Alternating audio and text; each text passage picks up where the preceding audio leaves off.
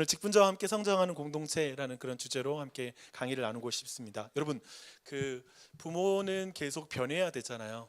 그걸 느끼시죠? 그러니까 자녀의 그런 어떤 성장과 성숙도에 따라서, 그리고 자녀들의 그 시기에 따라서 우리가 소통 방식이 달라져야 되는 것 같아요. 그리고 소통의 기술도 굉장히 좋아져야 되는 것 같아요. 나이 들수록 더 그런 것 같아요. 더 예민하고 더 예리하게 우리가 소통의 기술도 키워가야 되는 것 같습니다. 특별히 사춘기 때에는 백약이 무효하다. 따라하겠습니다. 백약이 무효하다.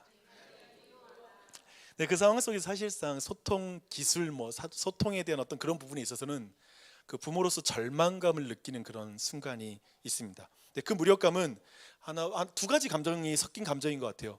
그게 뭐냐면 그 자녀에 대한 분노, 얘는 미쳤어 라고 생각하는, 이건 미친 게 틀림없어라는 생각 속에서 나오는 분노라는 그 감정과, 부모로서 적절하게 이끌지 못하는 그 능력이 없다라는, 내 안에 그런 소통 능력이 부족하다라고 하는 부모로서의 그 자책감, 아니면 그 죄책감이 섞인 감정이 그 절망감 속에서 표현되는 것 같아요.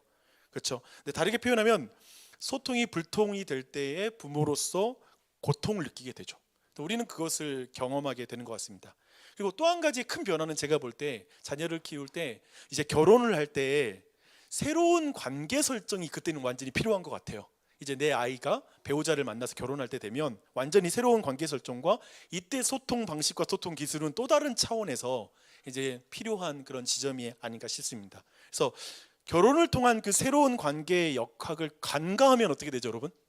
이런 어떤 자녀들의 성장과 성숙도, 그 시기, 혹은 그다음에 아이가 이제 결혼하고 이후에 그 관계 역학의 변화를 잘못 읽으면 어떤 일이 벌어지죠? 진짜 큰 고통이 찾아오는데, 심지어는 그냥 우리 사랑하는 자녀의 가정을 망가뜨리기도 하잖아요. 그런 경우를 주변에서 우리는 그걸 보게 되는 것 같습니다. 그래서 그런 의미에서 부모가 변하지 않으면 자칫 사랑하는 자녀들의 가정도 깨뜨릴 수 있다. 이런 어떤 부분들을 한번 생각해 볼 때, 제가 보는 건 하나의 지역 교회도 마찬가지인 것 같아요.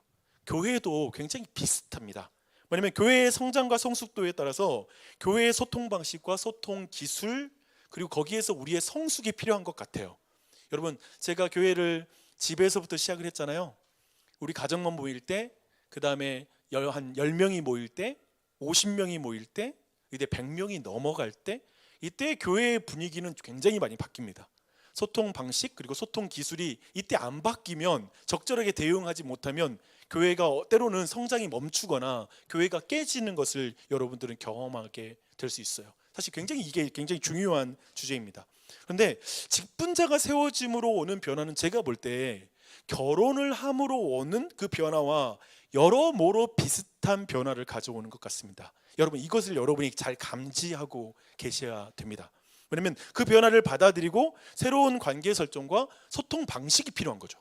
이제 그때가 되면 우리 교회가 이제 조직교회가 돼서 장로교회로서는 이제 모든 직분이 세워지는, 항존직이 세워지는 교회가 된다는 건 굉장히 그런 의미에서의 변화가 필요한 것 같습니다. 오늘 강의는 그래서 장로교회에서 직분자가 세워지는 그 의미가 뭔지를 좀 이해하는 거, 교인들이 그걸 이해함으로 이제 교회의 어떤 변화에 적절하게 반응하고 성숙하게 반응할 수 있는 것을 나누는 게 주 목적인데요. 그것을 위해서 먼저 직분자의 역할을 아주 간략하게 설명할게요. 오늘 말씀 때에도 잠깐 나눴기 때문에 그 내용을 좀 간략하게 설명하고, 또한 이제 교회가 회의를 중심으로 교회가 운영된다라는 지점의 그 의미가 무엇인지, 이제 장로회거든요. 그러면서 그 회의가 굉장히 어떤 중요성을 갖는지에 대해서 제가 대략 여러분에게 또한 설명드리겠습니다. 마지막으로 직분자와 함께 성장하는 교회를 위해서 여러분에게 공동체로서 어떻게 소통하고 역할해 주셔야 되는지에 대한 부분을 함께 나누는 것으로 오늘 진행해 보도록 하겠습니다. 그래서 다분히 오늘 내용들은 어떤 의미에선 되게 예방적 성격을 가진 거예요.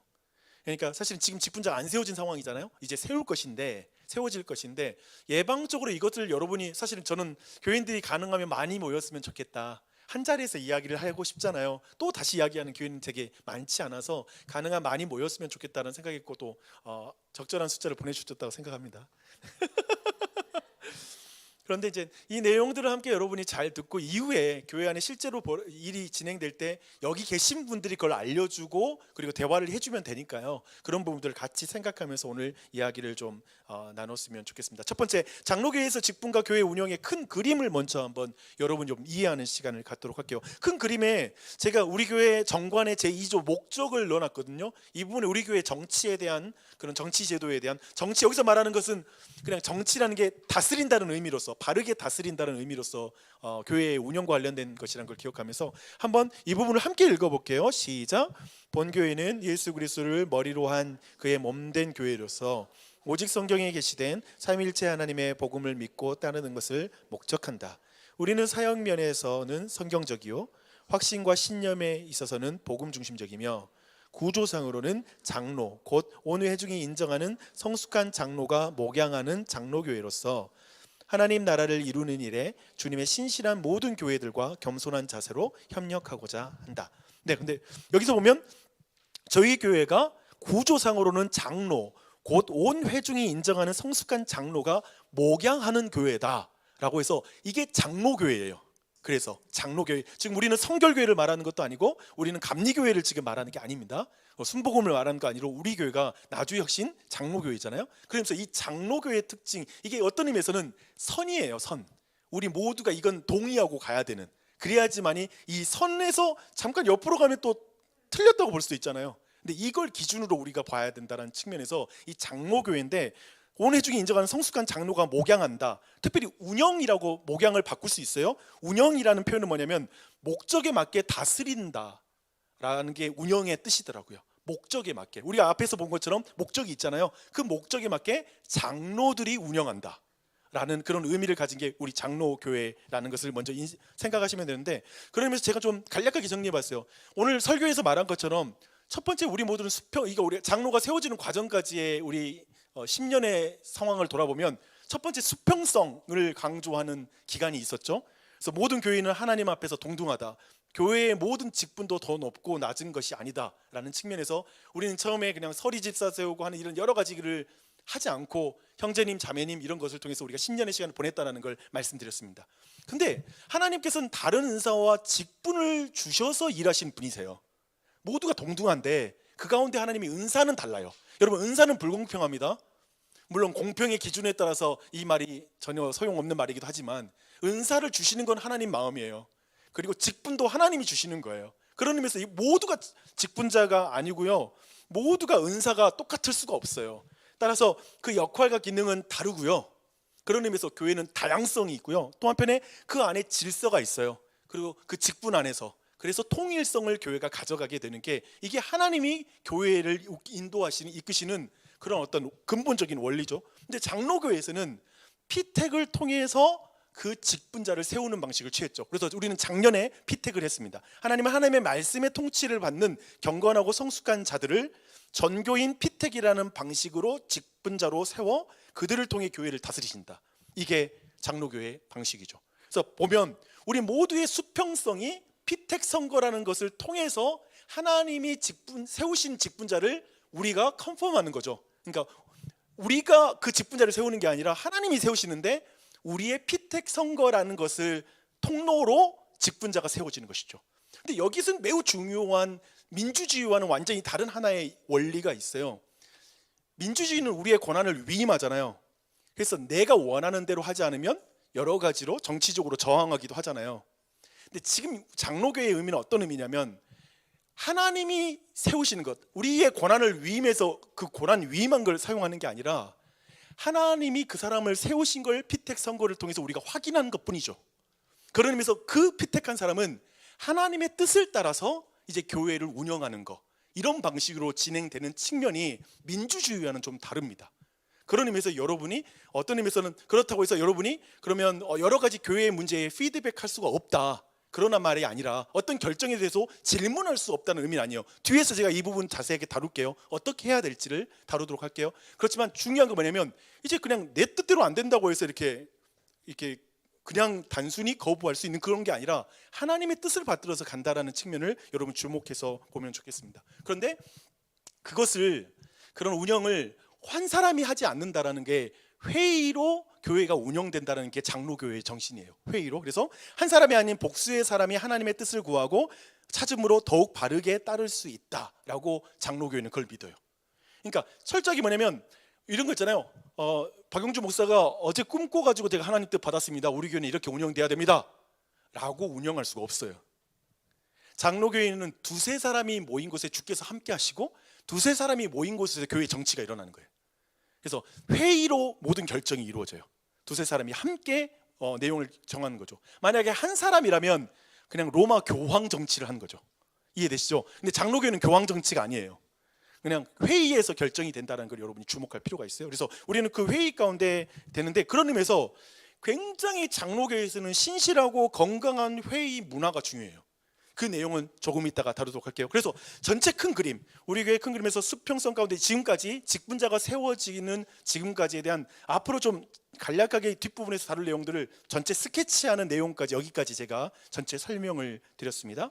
좀 부족한 부분이 있다면 이따가 좀 질문하셔도 돼요. 여러분 질문은 그런 걸 하되, 그런 의미에서 첫 번째 보고 싶은 건 뭐냐면 큰 그림 안에서 보고 싶은 건 직분의 역할 부분이에요. 근데 그 직분의 역할 부분은 사실은 너무나 많이 설명해 왔기 때문에 제가 자세하게 하진 않되, 장로의 경우에는 근본적으로 목양, 양육, 훈련, 기도, 감독, 가르치기, 또 신방을 주도하는 주 역할이 우리 교회에서 주어지는 측면이 있다라고 보시면 되고요. 특별히 장로들은 마을장의 주 동역자가 돼요.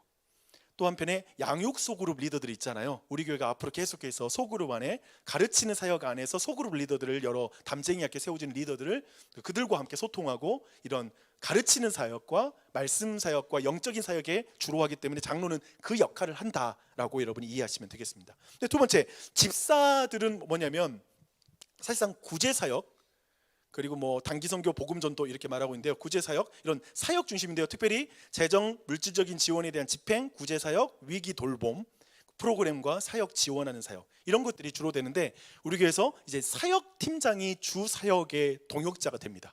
이 집사에. 그런 의미에서 사역 팀장이 주 사역 동역자다라고 보시면 되고, 사역 팀원들을 전체적으로 이렇게 섬기는 거, 그런 역할이 이 집사들의 주 역할이다라고 보시면 되겠습니다. 그리고 마지막으로 권사 부분인데요.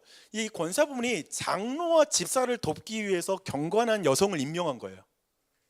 그러니까 되게 역할이 이 두 가지 모두를 포함하는 그런 역할입니다. 그래서 여성들에 대한 목양적 돌봄과 집사의 역할을 또 나누어 함께 짊어지는 거, 이런 부분이 바로 권사의 역할이다. 그러니까 권사는 다 하는 거죠, 그렇죠? 그런 부분을 본다면 권사는 여성사역, 마을장, 사역팀장, 이런 사람들과 함께, 특별히 오늘날에는 특별히 여성들만, 남성들이 교회 안에서 접근하기 어려운 부분 너무 많잖아요. 여성들에 대한 부분들에 있어서는 이 권사님들이 주 역할을, 그 일을 감당해 내신다라고 여러분이 그림을 그리시면 되겠습니다. 그래서 먼저 이 직분이었고, 아까 말한 것처럼 제가 삼위일체론을 통해 설명한 것처럼 이 세 직분에 주요 사역들이 있지만 항상 이들은 함께 협력한다 라는 것을, 우리가 하나의 목적을 가지고 같이 협력한다라는 부분을 우리가 기억하면 좋겠어요. 구분은 되나 뭐는 안 되죠? 오늘 설교를 잘 들으신 분, 구분은 되나 뭐는 안 된다? 분리는 되지 않는다. 이거 항상 삼위일체예요.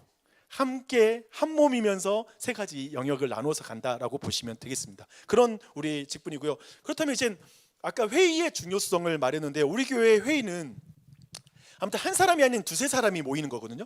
그러니까 그래서 하나님의 뜻을 같이 컨펌하는 거예요. 결정하는 게 되는데, 먼저는 공동의회가 있죠. 우리 교회의 최고 의결 기구라고 보시면 됩니다. 애결산 확정하고 직분자 선출과 위임하는 거, 그 다음에 재산의 취득 및 처분에 관한 전체 의결이 이루어지는 거, 굉장히 중요 안건에서 이것이 이루어져요. 이 부분이 공동의회가 있고요. 두 번째는 당회죠. 당회는 교회 운영을 지도 감독하는 치료회입니다. 신방, 교육, 주일학교 소속 기관과 단체, 부설기관 감독하고 지도하는 거. 그러니까 사실상 교회의 모든 것에 대한, 교회의 모든 어떤 운영에 대한, 쉽게 말하면 공동의회가 의결하고 나면 그 해 동안 그 공동의회와 특별히 공동의회가 회부해야 될 안건 외에 모든 것을, 모든 부분에서 이젠 당회가 그 모든 걸 운영해 나갈 수 있는 권한이 있는 것이죠. 그러니까 회의를 하고 어떤 결정을 해나갈 수 있는 권한이 있다고 보시면 됩니다. 그래서 이 모든 신방, 교육, 주일학교, 그러니까 주일학교가 당회 소속입니다. 뿐만 아니라 기관과 단체, 부설기관을 감독하고 지도하는 모든 게 당회에 있다 라는 걸 여러분이 기억해 두시면 됩니다. 그 다음에 집사회는 당회 지도에 따라 본 정관에 위임한 사무를 집행하는 거죠. 실행하는 그 위치라고 이해하시면 되겠습니다. 그리고 재직회는 당회와 집사회의 협의체이다 라는 것들, 그래서 함께 의견을 모아야 될 것들을 같이 모으고 의견을 듣고 나서 어떤 당회는 당회가 결정을 하는 거죠.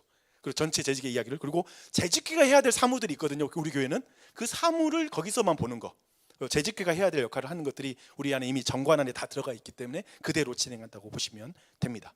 그래서 이러한 부분으로 이런 회의가 이렇게 나누어져 있다라는 것도 이해하는 게 굉장히 중요할 것 같고요. 근데 여기까지 직분자의 역할과 그다음에 회의의 어떤 중요성, 회의에 우리가 어떤 회의가 있는지에 대해서 함께 봤다면, 사실상 이제 여기서 나오는 주제가 또 여러분의 많은 질문이 있을 수 있고, 그리고 굉장히 중요한 주제인데, 그렇다면 어떻게 건강하고 역동적인 장로교 운영을 할 수 있을 것인가에 대한 그 방향에 대해서 말씀드릴게요. 그러니까 무슨 말이냐면, 이렇게 되면 직분자 세워놨으니까 뭐 어떤 문제가 발생하냐면 이제 다 관중이 되는 거예요. 어떻게 한번 잘하나 보자. 어떤 의미에서 내 말 여론이 그렇다는 말이 아니라 자칫 잘못하면 관중이 되고 선수가 안 되는 거예요. 그러니까 뭐냐면 이제부터 직분자들이 선수야. 이제는 직분 맡았으니까 열심히 하셔야죠. 이젠 부지런히 뛰셔야죠. 마치 그런 느낌으로 이제는 그런 자리에 약간 뒤로 물러설 수 있는 부분인데, 그게 결코 아니라는 거라는 지점을 꼭 말씀드리고 싶고, 저희 장로 지금 우리가 정말 계속해서 모여서 고민했던 건 뭐냐면, 근본적으로 교회가 건강하게 살려면 전 교인이 함께 하나님의 자신의 은사를 땅에 묻어두는 교인들이 한 명도 없는 교회가 제일 좋은 교회인 것 같아요. 이해되시죠? 그 몇몇 사람만 지나게 하다가 탈진하는 그런 교회가 아니라 모든 교회가 자신의 은사를 사용할 수 있고, 크고 작든 상관없이 어떤 모습이건 상관없이 그 모든 걸 일으켜서 함께 일하게 만드는 게 직분자의 역할이고, 그래서 다 같이 함께 할 수 있도록, 그게 도리어 직분자는 앞에서 뛰는 사람이 아니라 사람들 세우는 사람이 직분자다라는 개념을 온 교회가 가지시면 좋을 것 같아요. 그래서 에베소서 말씀에 예전에 제가 작년에 말했던 게 뭐냐면, 우리 직분자는 마디와 같다. 그러니까 뼈 보면 마디가 있잖아요. 그러니까 보면 뭐 손가락 이렇게 하면 그 중간중간에 연결점이잖아요. 그 연결점을 잘 해줘야지 뼈 하나가 연결돼서 움직임을 가져갈 수 있잖아요. 힘도 얻을 수 있잖아요. 그런 의미에서 직분자는 연결해주고 세워주는 위치이다. 그리고 일하는 것은 온 교회의 교인들이 한다라는 이 개념을 여러분이 잘 가지고 있으면 좋겠습니다. 그래서 그런 측면에서 그러면 어떻게 방관하지 않고 함께 할 수 있을까라고 했을 때, 사실 이런 방향을 교회에서 잡아봤어요. 8월 달에 담임 목사로서는 목회 방향을 내년도에 계획들을 가지고, 그리고 9월에는 목회자들이 워크숍을 하고요. 거기에서 내년도의 어떤 철학적 방향에 한번 정리한 다음에 10월 달에는 재직들 모두가 함께 모여서 워크숍을 하는 거. 그래서 근본적으로 교회의 철학과 내년도의 방향들을 함께 나왔는데, 중요한 게 이 과정 속에서 아까 말했던 공동의회에서 예결사를 확정되고 내년도 프로그램이 확정되기 전에 과정에서 교인들이 말을 할 수 있는, 그리고 교인들의 의견이 나눌 수 있는 교회 구조를 가져가는 게 더 중요하겠다. 이해되시죠? 뭐냐면 그 계획을 세우는 과정을 잘 만들자, 좀 더 성실하게 잘 만들자라는 방향을 교회적으로는 고민을 하고 있습니다. 그래서 그런 부분에서 본다면 이렇게 재직 워크숍 다음에 11월 달에 사역팀 워크숍 통해서 이제 함께 이제 세워 나가는 것이죠. 이제 그 계획을, 내년도 계획을 사역팀이 세우는 겁니다. 어떤 전체 방향을 읽고 나서 그런 방향으로 교회에서 나가는, 그래서 목회 방향에 따라 사역팀이 계획과 예산을 세우고 진행하는 방향. 그래서 사역팀의 성숙도에 따라서 위임의 정도가 계속해서 점점 늘어나는 구조로 교회가 앞으로 나아가려고 합니다. 두 번째, 계속해서 그런 의미에서 협력인 것 같아요. 그러니까 한 몸을 위한 다양한 은사들이 사용될 때 결국 하모니가 잘 이루어지는 교회가 되는 이 방향을 고민하고 있고요. 특별히 그 직분자들은 구비시키는 사역, 은사를 따라 활발하지만 겸손하게 섬기는 사람이 될 수 있도록 계속해서 이 부분을 훈련시키는 것이 목회자의 역할이기도 하고 교회의 여러 직분자들의 역할이 되지 않을까 싶습니다. 그래서 사역을 독점하는 것이 아니라 계속 증식하는 교회가 될 것인가의 문제인 것 같아요. 그래서 그 부분에 대한 고민을 같이 가지고 있고요. 담당자를 분명하게 함으로 교회인들과 소통할 수 있도록 교회에서 앞으로 이제 나아가는 것. 그러니까 우리도 이제 담당자들이 이제 세워지게 되잖아요. 이제 직분자가 세웠으니까 직분자들이 역할을 감당하게 되는데, 그걸 분명히 함으로 교인들과 거기에 안에서 소통해 나가는 것, 구조를 더욱더 만들어가는 거죠. 그래서 그런 부분을 나눴습니다. 이제 한 가지의 큰 변화는 뭐냐면 이게 다시 말씀드리면 이 지금까지는 뭐 담임 목사로서 제가 이제 혼자 여러 가지로 물론 같이 계속해서 우리는 구조를 만들어 왔지만 굉장히 그런 부분을 진행해 온 것이 있었다면 한편은 저 자신도 또 부담도 있죠, 그렇죠? 여러 가지로 결정이든지 책임에 대한 부담이 있는데 이제 그러한 것들이 직분자들로 다 나눠지는 겁니다. 그리고 여러분 모두 거기 안에 여러 가지 소통의 창구가 열리는 거죠. 그래서 충분히 그 소통의 창구를 교인들이 적극적으로 활용해 주는 거. 그리고 그 소통을 통해서 함께 소통의 여러 가지 여러분의 은사가 함께 발현되는 게 교회적으로 필요하다라는 말씀을 드리고 싶습니다. 그리고 이런 것들이 좀 더 건강하게 운영되기 위해서 저희가 정말 노력하려고 하는 거 뭐냐면 그 회의 결과를 교인들에게 알리는 거. 이것을 어떻게 아주 계속해서 꾸준히 잘 알리는 것을 지금 해서 내년도부터 이제 앞으로 이제 그 당회가 세워지면 나오는 풍경은 뭐냐면 주보안에 당회가 이렇게 결정한 내용을 당회의 이름으로 전체 공지하는 방향으로 이런 결정들 전체 알리는 거, 이런 식으로 전체 내용들이 좀 진행되겠습니다. 그래서 재직교에서 결정하면 재직교의 내용을 전교인에게 공지하고 알리는 거, 설명하는 것들을 더욱더 잘 감당하는 방향으로 진행해 나갈게요. 그래서 그런 부분이 나오는데 무엇보다 교회적으로 이렇게 이제 목회 방향이든지 교회 특별히 또 목회 방향도 리더 회의, 리더 모임 같은 거, 마을장과 사역 팀장을 포함한 이 전체 리더들의 모임들을 만들어서 정확하게 소통해 나가는 걸 더욱더 내년도에 더욱더 신경 써서 만들어가는 방향으로 교회에서는 진행하도록 하겠습니다. 그래서 좀 소통해 나오고요. 그래서 목회 방향을 위해서 또한 계속 기도하는 교회적인 분위기, 그러니까 대예배부터 해서 아침 기도회 전체 안에서 교회의 흐름을 기도로 같이 갈 수 있는 이런 문화들도 계속해서 만들어가는 걸로 내년도에 좀 더 힘써가는 것으로 진행하도록 하겠습니다. 그래서 목회 결과 알림 이런 내용인데요. 이런 부분에 있어서 건강한 역동적인 장로교회 운영을 위해서 좀 힘써가야 될 부분으로 좀 생각해 봤어요. 그래서 그런 부분이 있습니다. 그런데 한 가지만 다시 한번 추가를 드리면, 그러니까 결국 예를 들면 제가 작년에 이런 걸 해봤거든요. 내년도의 사역에 대한 각 부서의 사역에 대한 교인들에게 제가 설문조사를 해본 적이 있어요. 근데 작년에 설문조사가 거의 안 되더라고요. 건의사항이라든지 아니면 어떤 뭔가 사업에 대한. 그런데 사실 이제는 그런 걸 되게 열심히 해주셔야 된다는 생각이 들어요. 물론 그 모든 것이 그대로 반영되지 않을 수도 있죠. 하지만 감안할 수는 있잖아요. 그렇죠? 여러 가지 감안해서 진행할 수 있으니까 그런 부분에 적극적으로 교회가 결국에는 교인들 모두가 함께하는 구조의 교회가 됐으면 좋겠다라는 그런 말씀을 드립니다. 네, 여기까지가 우선은 직분과 교회 운영에 대한 큰 그림에 대한 부분 그냥 여러분께 설명드렸고요. 이제 두 번째 파트, 큰 파트 부분을 한번 나누도록 할게요. 두 번째 파트는 직분자를 세우는 공동체 문화인데요. 결국에는 이제 어떻게 갈 거냐면 사실상은 직분자가 세워지게 되고 할 때에 예를 들면 목사는 계속해서 교인들이 뭔가를 평가를 받는 위치잖아요. 그리고 모든 거에 대해서 여러분이 어떤 이야기를 나누어질 수밖에 없는 건데 이제는 모든 직분자에 대해서 그런 구조가 만들어질 수밖에 없어요. 직분자, 교인들 안에서의 평가 부분이죠. 그리고 생각들이 나눠지기 시작하는 거죠. 그런 의미에서 이제 왜냐하면 위임이 됐으니까 위임이 돼서 그 사역을 주체적으로 가기 때문에 그 부분에 대한 건의 혹은 불만 아니면 여러 가지가 거기에 대해서 우리 안에 생길 수밖에 없는 교회가 되는 것이죠. 그런 부분인데 제가 여러분한테 첫 번째 이 과정 속에 우리가 가져야 될 건강한 문화로 한 가지는 뭐냐면 명예를 지켜주는 존중의 문화를 우리 교회가 가졌으면 좋겠습니다. 사실 사계명이 하나님의 이름을 망령되이 일컫지 말라는 것은 명예를 실추시키지 말아라 하나님의 이름을, 이 말은 한편에 사람을 향한 명령이기도 하거든요. 그러니까 대하나님 명령은 대인 명령이거든요. 그것은 뭐냐면 다른 사람의 명예를 손상시키지 말라라고 말하는 내용일 수 있어요. 그런 의미에서 볼 때 우리가 어떻게 하면 다른 사람을 명예를 실추시키지 않고 존중할 수 있을까? 어떻게 우리는 존중하는 사랑을 할 수 있을까라는 생각을 했을 때 제가 생각한 이거예요. 결국에는 가능한 무슨 소문을 듣거나 어떤 평가가 있을 때 결국 우리가 직접 만나서 소통하는 방향으로 나아가 주셨으면 좋겠어요. 뭐냐면 그 전에 너무나 많은 감정이 터져 나와 버리면 직접 만나기 전에 그렇게 되면 그것은 상대를 존중하지 않는 내용이 될 수 있을 것 같아요. 왜냐하면 그 전에 모든 걸 평가해 버린 거잖아요.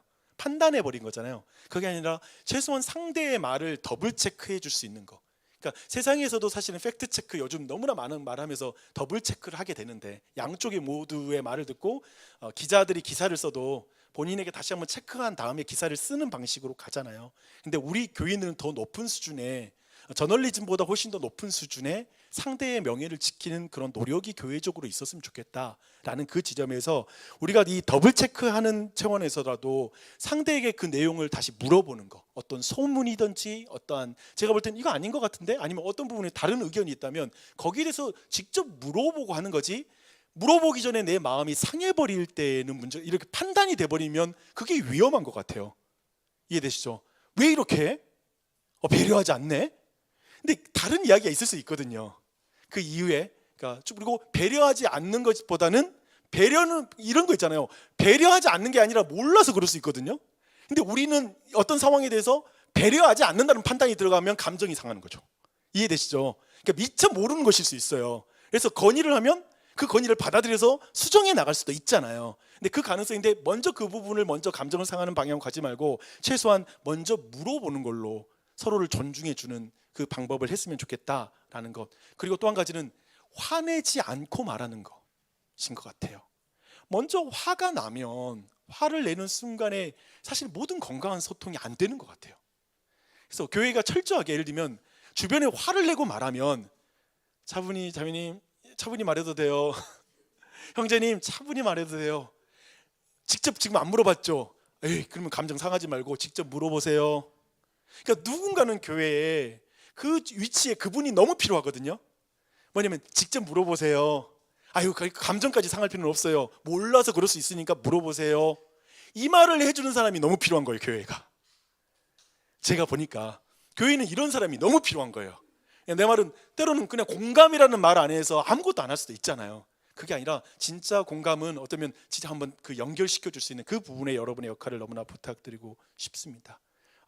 그래서 제 생각에는 그런 의미에서 최소한 또한 우리가 어떤 것을, 상대의 명예를 지켜준 존중의 한 가지, 또 한 가지 방식이 뭐냐면 기도하는 부분일 수 있는 것 같아요. 뭔가를 말하려고 할 때 미리 기도를 한다는 건 우리로 하여금 되게 중요한, 어떤 근본적으로 그 화도 줄어들게 되고요, 여러 가지로 내 태도와 많은 것들을 바꿔주는 게 기도인 것 같아요. 그래서 여러분이 기도하고 만나는 거, 이런 것들도 부탁드리고 싶습니다. 근데 저는 특별히 세 가지, 여러분한테 좀 이 명예를 지키는 존중 속의 대화 가운데 우리 교회가 가져야 될 세 가지 중요한 대화의 태도인데, 자유, 수용, 경청이라는 이 세 가지를 여러분이 놓치지 않았으면 좋겠습니다. 자유는 뭐냐면, 예를 들면 내가 판단되는 게 있잖아요. 그리고 내 생각이 있잖아요. 그리고 내가 느낀 거 있잖아요. 때로는 만나서 이 사람 좀 무시한 것으로 느껴졌어, 내가. 그러면 이렇게 말할 수 있다는 거예요. 지금 형제님이 그런 말씀을 앞에서 하실 때, 그리고 이렇게 이끌어 가실 때 저는 굉장히 그냥 소외감을 제가 느꼈어요. 제가 좀 약간은 불편한 마음, 감정이 있었습니다. 근데 제가 느끼는 이 감정이 이랬는데, 그냥 제 감정을 말씀드린 거고, 왜 그랬는지 한번 설명해 주실래요? 또 제가 오해한 거 있으면 좀 풀고 싶어요. 거기에 대해서 말씀해 주실래요? 그러니까 뭐냐면, 그렇게 했을 때 상대에게 말할 수 있는 자유가 주어지잖아요. 근데 제가 보는 건 뭐냐면, 말하는 자유를 주지 않고 내가 판단하고 이미 끝내는 거, 이것이 존중하지 않는 것 같아요. 그러니까 최소한 내 감정 다 말할 수 있잖아요. 나도 자유롭게 내가 느낀 점, 아무튼 내 안에 어떤 그것에 대한 불평이라든지 어떤 안타까운 모습이 있으니까 내가 볼 때는 이게 이렇게 좀 아쉬워 보입니다, 다 말할 수 있다는 거예요. 교회에서도 말은 할 수 있죠. 하지만 그 말을 할 때 상대가 다시 말할 수 있는 자유를 줘라. 거기에 대해서 설명할 수 있는 자유를 주는 그 문화가 됐으면 좋겠다. 그래서 여러분이 직분자들에게 물어볼 때, 그러니까 그에게 말할 기회를 주는 게 존중인 것 같아요. 말할 기회도 안 주고 말도 안 하고 아까 판단하는 문제 있잖아요. 그건 진짜 정말 위험한 거고, 대화도 안 해보고 평가를 이미 끝냈어, 이거 위험한 거고. 그러나 최소한 말을 하는 거. 근데 내가 또 한 가지 말할게요. 이 지점인데, 때로는 있잖아요, 이런 게 있는 것 같아요, 교인들 안에. 이 말을 도리어 이런 경우가 많은 거죠. 이 사람이 이런 불평이 있다는 걸 들었어. 근데 내가 그 말을 들었어. 이 사람이 지금 상황이 있잖아요. 이 사람의 상황이 굉장히 심각한데, 내 선에서 이걸 건강하게 풀 수 있는 어떤 타이밍도 있고 한데, 이걸 말해줄까 말까, 이 고민 들지 않으세요? 그런 고민이 들죠, 그렇죠? 이쪽 상대에게.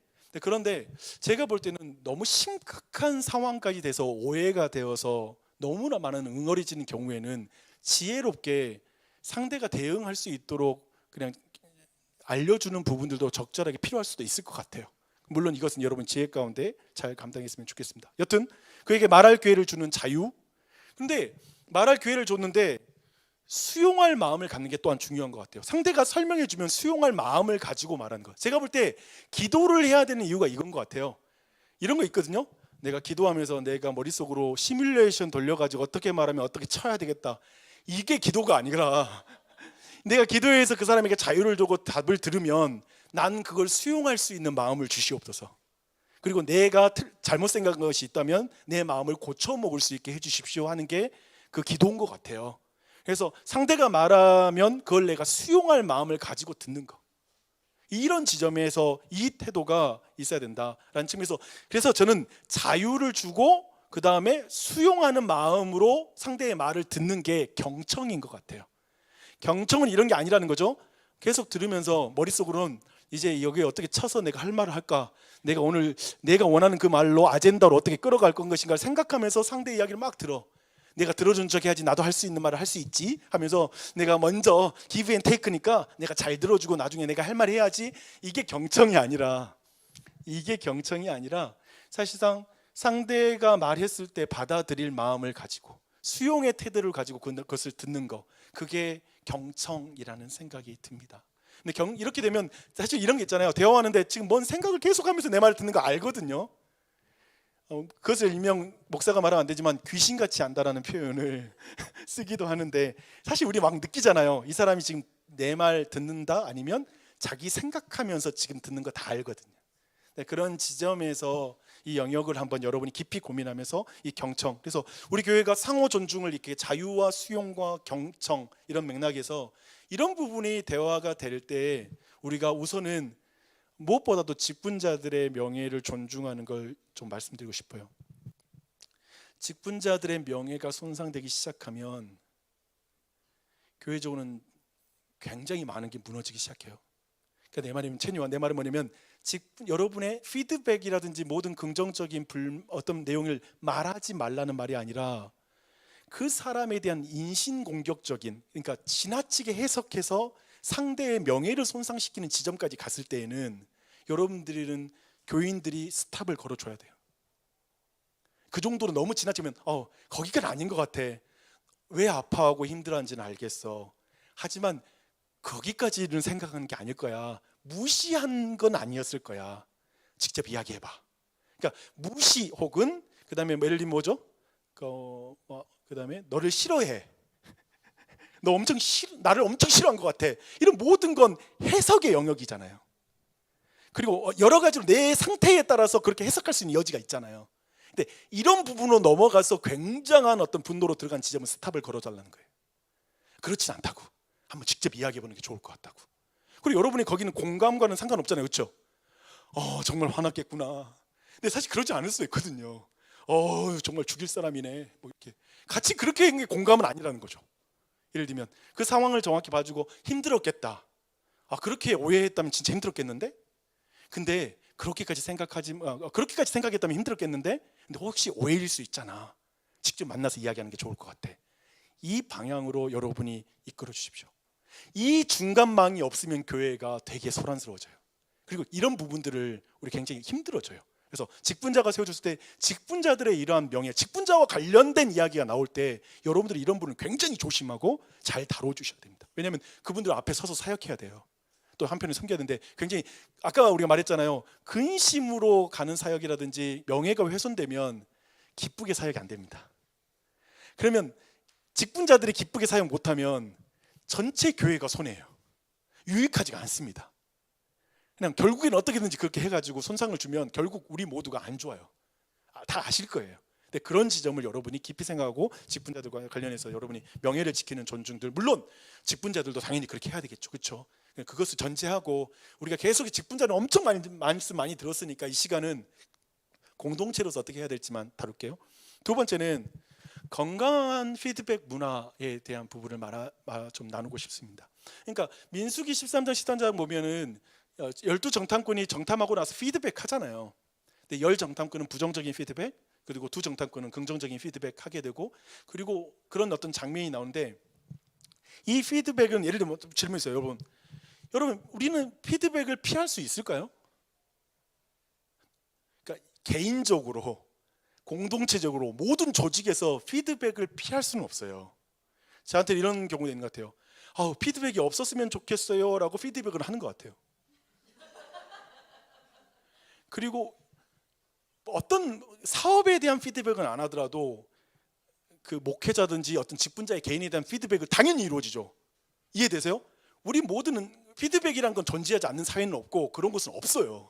근데 피드백은 있는데, 그런 의미에서 이 피드백인데 우리 교회가 근본적으로 아까 말했잖아요. 함께 기획하고 함께 실행하고 한다면, 그러니까 공동체적으로 우리가 함께 교회가 사역하는 구조가 한다면 당연히 함께 이야기하는 자리에는 피드백이 일어나죠. 이해되시죠? 모든 것은 그 피드백이 일어나요. 이 전제를 가져가는 거예요. 근데 또한 개인적인 피드백이 있을 것이고요. 근데 피드백에 있어서는 우선은 우리 교회가 이걸 환대해야 되는 것 같아요. 피드백 자체는 환대할 수 있는 거죠. 그래서 우리는 어떠한 저도 저한테 저에 대한 피드백도 굉장히 많이 이루어지잖아요. 예를 들면, 근데 피드백이 들어졌을 때 첫 번째는 뭐냐면 다시 리띵크를 하잖아요. 다시 한번 생각하게 되고, 그 다음에는 그리고 나서는 정말 그런지를 리서치하게 되고, 그 다음에는 그걸 리시브 할지 아니면 리젝트 할지가 결정날 수 있겠죠. 그러니까 받아들일지 아니면 거절할지 이런 게 있겠지만, 결국에는 피드백을 통해서 어떤 의미에서 저는 매 주일마다 하나님의 피드백을 듣는 거잖아요. 그리고 내가 회개하는 거. 그러니까 영적으로도 우리는 계속해서 피드백을 해나가는 것이기도 하고, 모든 삶의 영역에서 우리는 끊임없이 이 피드백을 할 수가 밖에 없다라고 하는데, 중요한 건 뭐냐면 피드백을 건강하게 할 것인가 아닌가의 문제인 것 같아요. 그러니까 피드백 자체가 문제가 아니라 피드백을 건강하게 할 것인가의 주제인 것 같아요. 근데 피드백의 영향력은 굉장해요. 그러니까 제가 피드백이잖아요. 피드백인데 이게 되돌려 먹이는 거거든요. 근데 이걸 되돌려 먹이는 것이 될 수 있잖아요.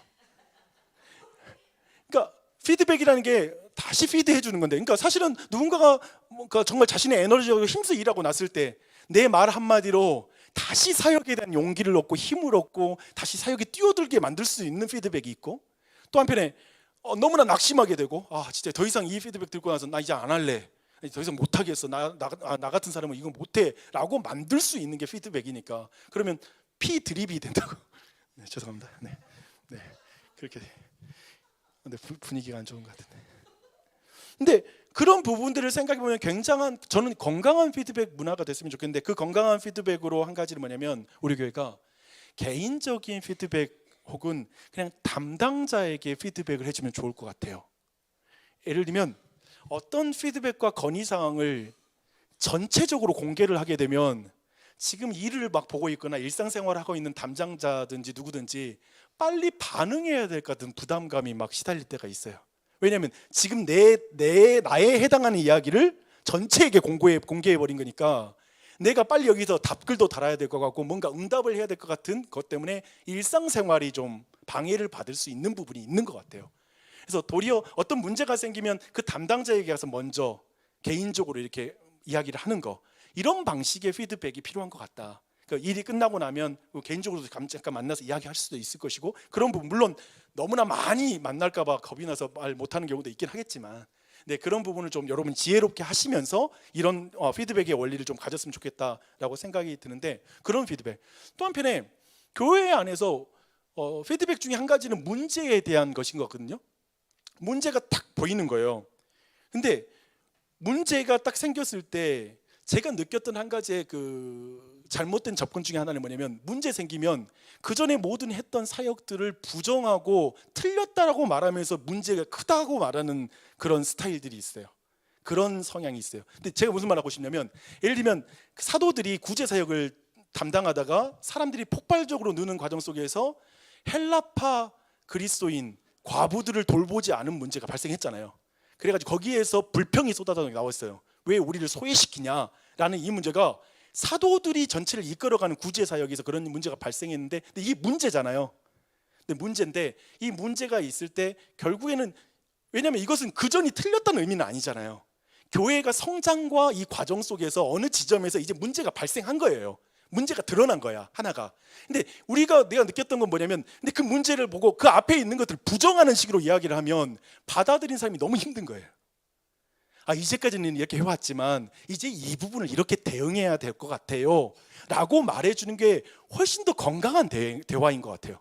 그렇게 되면 이제까지 해왔던 사역들이 부정당하는 게 아니라 이제 새로운 환경 속에서 이런 문제가 발생했으니까 여기에 적절하게 대응하면 될 것 같아요, 이걸 어떻게 할지 함께 이야기해요 라고 한다면 되게 건강하게 풀릴 수 있다는 거죠. 그래서 그런 지점에서 교회적으로는 문제가 생기면 자꾸 제가 볼 때는 뭐냐면, 문제로 여기지 않는 전환을 만드는 교회 그 지체들이 너무 필요해요, 교회가.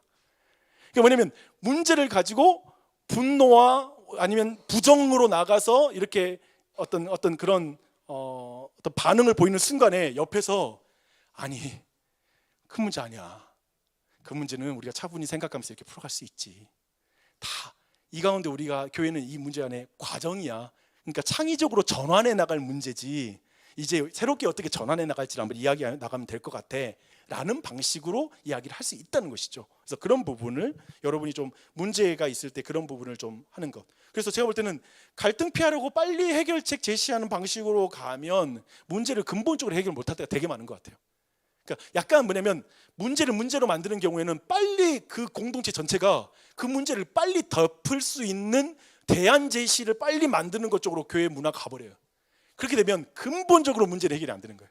도리어 갈등 전환의 사고방식, 이제까지 이렇게 왔는데 한번 이걸 충분히 생각해보고 잘 전환하자라는 식으로 문제를 접근할 때 도리어 근본적으로 건설적인 문제 해결 방식이 나온다라는 지점에서 교회가 그런 지점으로 보는 거, 그래서 해나가면 좋겠다라는 그런 생각이 듭니다. 그래서 그런 부분 보시고요. 그리고 이 부분 문제 나오니까 한마디 말씀드리면 뭐냐면, 웬만한 문제는 밟고 가자는 게 뭐냐면, 약간 무시는 아닌데 큰 문제 아니다라고 하고 그냥 넘어가야 될 문제 되게 많은 것 같아요. 근데 문제를 돋보기로 보면 크거든요.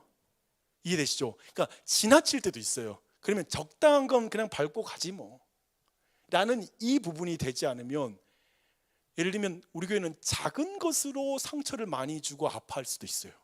그러니까 예를 들면 대단히 엄청난 문제는 아닌데, 이 문제 생각해 보면 어마어마한 문제가 아닌데 어마어마한 문제처럼 느껴버린 거죠. 그러니까 이 지점에서의 심리적 작용 부분은 우리가 굉장히 경계하고 조심해야 될 부분인 것 같아요.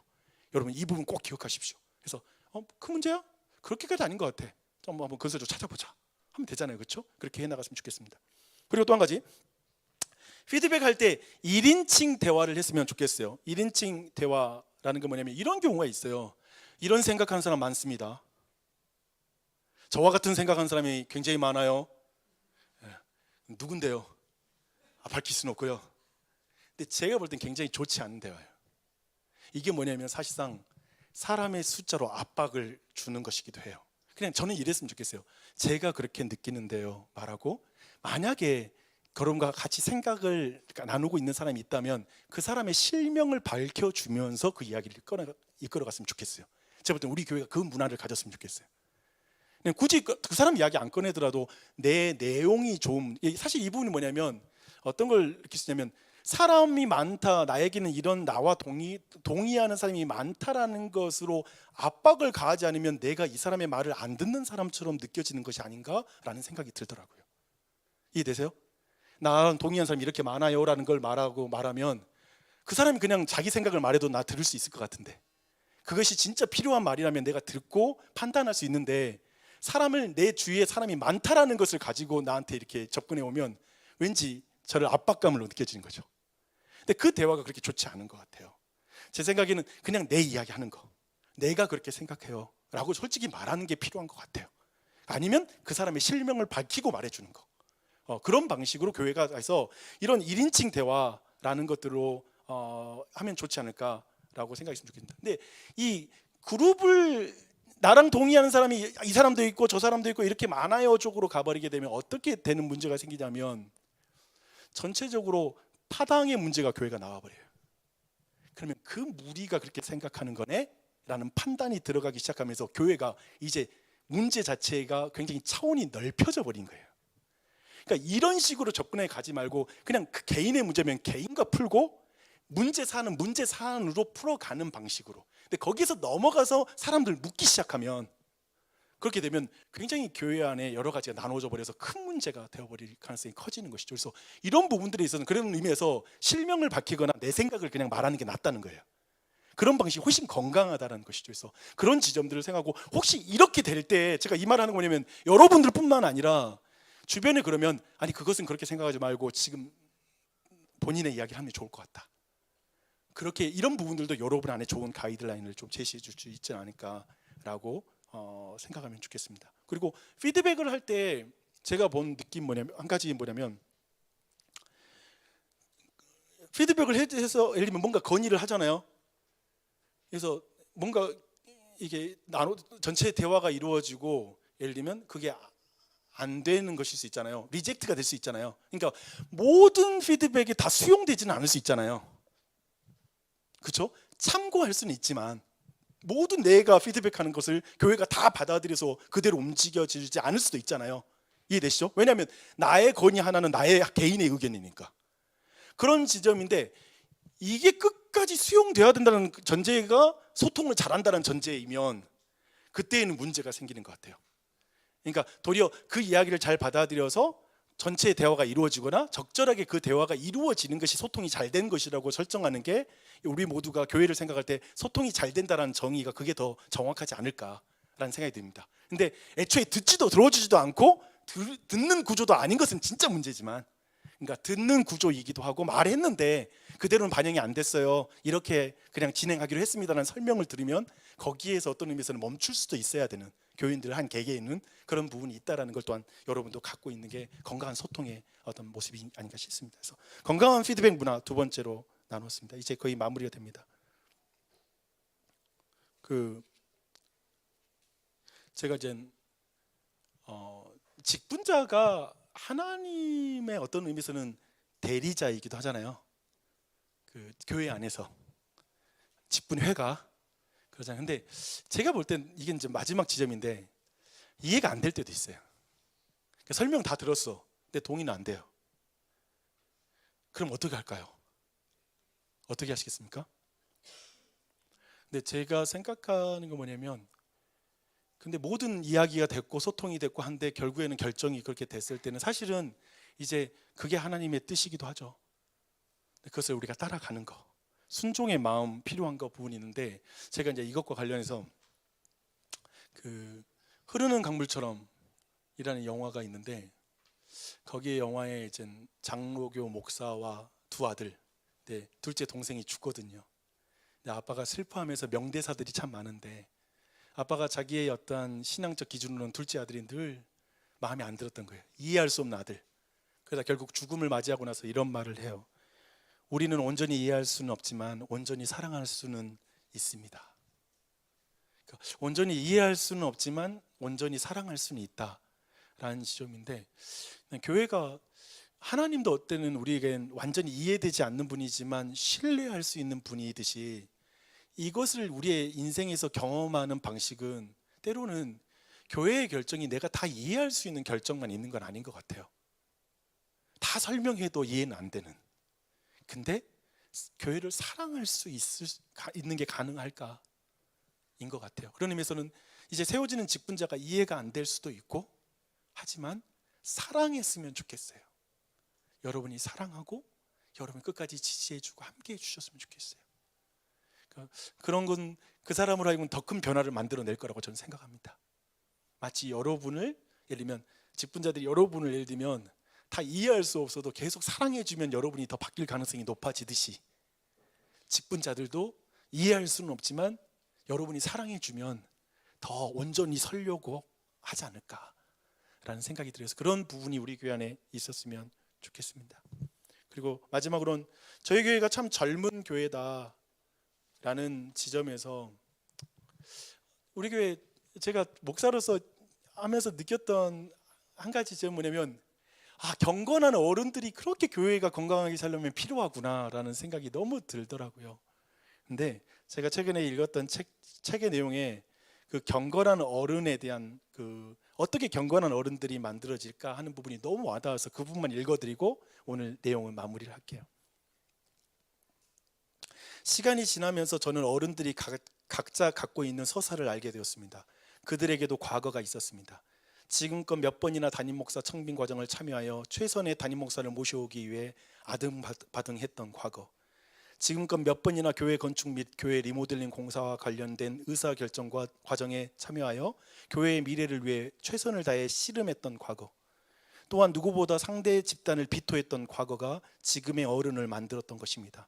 눈앞에 펼쳐진 현실이 곧 자신의 과거였기에 그들은 갈등 국면에 매몰된 채 상대를 점점 미워하게 되는 이들의 마음을 알고 있었으며, 갈등 국면에 매몰되게 만든 의사결정 자체가 생각보다 그리 중요하지 않다는 사실을 알고 있었습니다. 자신들이 생각했던 최선의 의사결정 때문에 교회가 힘들어하는 과정도 보았고, 자신들이 반대했던 의사결정 때문에 교회가 세워지는 과정도 겪었습니다. 덕분에 그들은 최선의 의사결정의 한계를 누구보다 잘 알고 있었습니다. 그래서일까요? 누가 찾아오더라도 그들은 자신의 과거를 보는 것처럼 대했습니다. 마치 과거의 자신과 같은 그들이 찾아오면 위로해주고 격려해주고 기도해줬습니다. 실수를 했다며 울먹이는 이들에게 언제나 득을 토닥여줬습니다. 어른들은 침묵을 통해 조언하고 있었습니다. 우리는 그렇게 어른이 되어가는 것이라고, 수많은 실수와 반성과 후회를 통해 성숙해 가는 것이라고, 때로는 치열하게 싸우는 것도 다 미래의 자산이라고. 되게 이게 와닿았어요. 그러니까 뭐냐면 결국에는 우리가 이젠 다 젊잖아요. 그러다 보니까 예를 들면 교회에 무슨 결정하는 것마다 전부 다 처음인 거예요, 다.